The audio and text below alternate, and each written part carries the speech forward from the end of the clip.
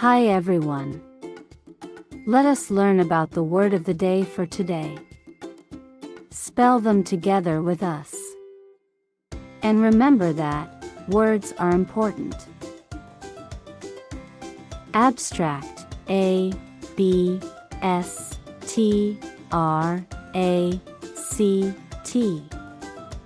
Abstract. A-B-S-T-R-A-C-T.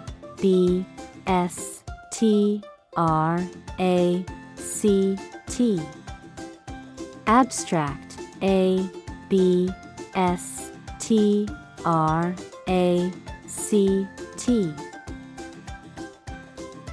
It is an adjective.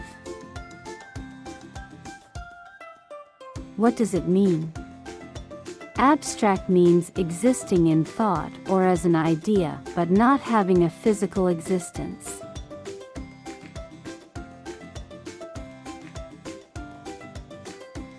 Example of the word abstract used in a sentence.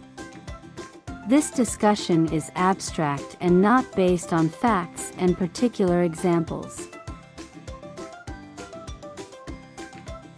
Abstract. A-B-S-T-R-A-C-T.